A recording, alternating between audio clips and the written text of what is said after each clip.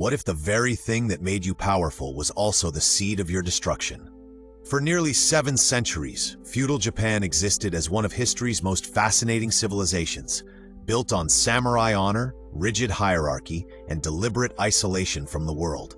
But this same isolation would ultimately force its dramatic transformation.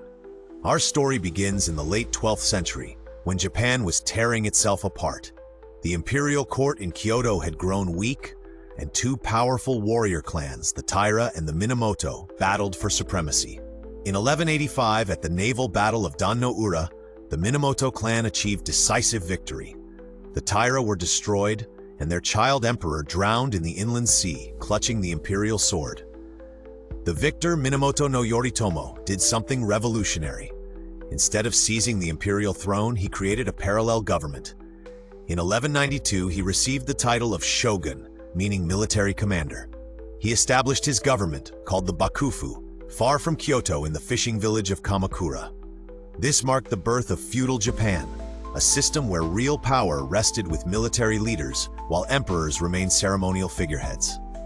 The feudal system that emerged was elegant in its complexity. At the top sat the shogun, theoretically ruling on behalf of the emperor. Below him were the daimyo, powerful regional lords who controlled vast territories. These daimyo commanded the samurai, the warrior class bound by Bushido, the way of the warrior. Farmers, artisans, and merchants occupied lower social tiers in a hierarchy as rigid as steel. But feudal Japan wasn't born stable. The Kamakura Shogunate fell in 1333, followed by brief imperial restoration, and then the Ashikaga Shogunate. This period, especially the late 15th and 16th centuries, descended into chaos. The Sengoku period, the age of warring states, saw Japan fragment into dozens of territories ruled by competing daimyo. It was an era of constant warfare, shifting alliances, and stunning brutality.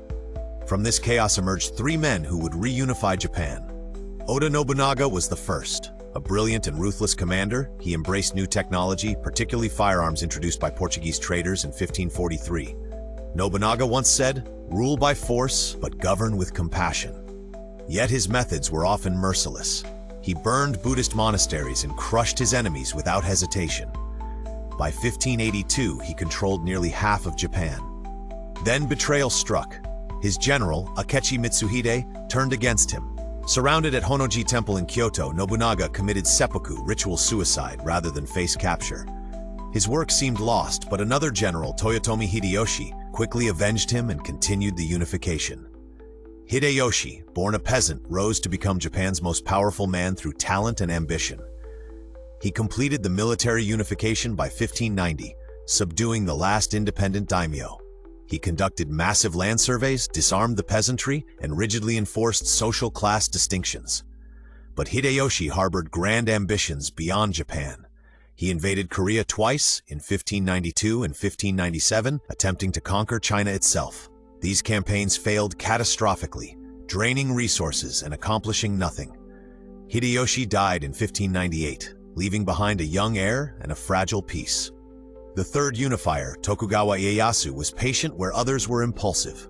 He waited, built alliances, and in 1600, at the Battle of Sekigahara, defeated his rivals in one of history's most decisive battles. Over 70,000 warriors clashed in the fog-shrouded fields.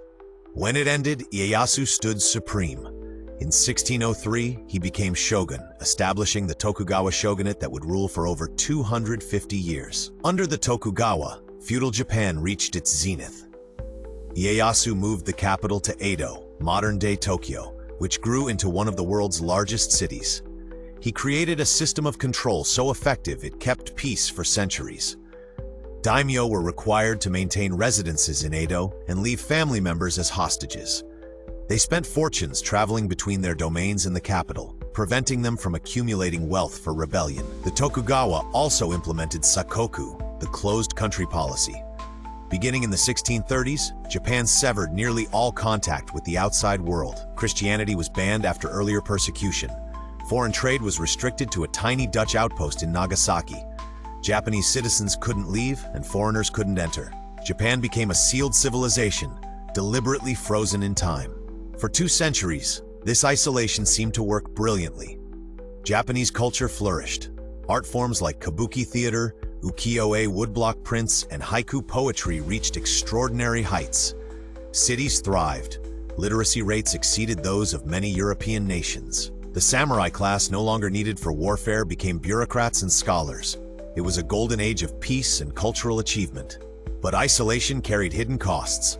While Japan refined its traditions, the world was transforming. The Industrial Revolution mechanized Western economies. European powers colonized Asia. Military technology advanced dramatically. Japan remained trapped in the 17th century while the 19th century roared past. Internal pressures were mounting too. The rigid class system created resentment. Merchants, technically the lowest class, had grown wealthy while samurai lived on fixed stipends that inflation eroded. The shogunate faced financial crises. Famines struck periodically. Some domains, particularly Satsuma and Choshu in southern Japan, harbored deep resentment toward Tokugawa control. Then, on July 8, 1853, everything changed. American Commodore Matthew Perry sailed into Edo Bay with 4 warships, their black hulls earning them the name Black Ships. His mission was simple: open Japan to trade. His message was backed by superior military technology. The Japanese had never seen steamships or modern naval guns. Perry returned in 1854 with more ships, and the shogunate, recognizing its military inferiority, signed the Convention of Kanagawa. Japan's isolation was shattered. Soon, other Western powers demanded similar treaties. These agreements, heavily favoring foreigners, humiliated Japan and exposed the shogunate's weakness. This crisis triggered a revolution. Samurai from Satsuma and Choshu domains, along with court nobles, rallied around a movement to restore the emperor's power. Their slogan was, "Revere the emperor, expel the barbarians." Civil war erupted between pro-shogunate and pro-emperor forces. The Boshin War raged from 1868 to 1869. The shogunate, weakened by internal division and outdated military tactics, couldn't withstand the assault. The last shogun, Tokugawa Yoshinobu, resigned in 1867. In 1868, the young Emperor Meiji was restored to power in what's called the Meiji Restoration. Feudal Japan had fallen. The new government immediately began radical modernization. They abolished the samurai class, ended the feudal system, and embraced Western technology and ideas. Within decades, Japan transformed from an isolated feudal society into an industrialized world power. Feudal Japan's demise resulted from both external pressure and internal contradictions. Perry's arrival was the catalyst, but the system was already straining. Isolation had preserved tradition but prevented adaptation. When confronted with modern military power, the gap was too vast to ignore. The very stability that made the Tokugawa period peaceful had created rigidity that couldn't bend without breaking.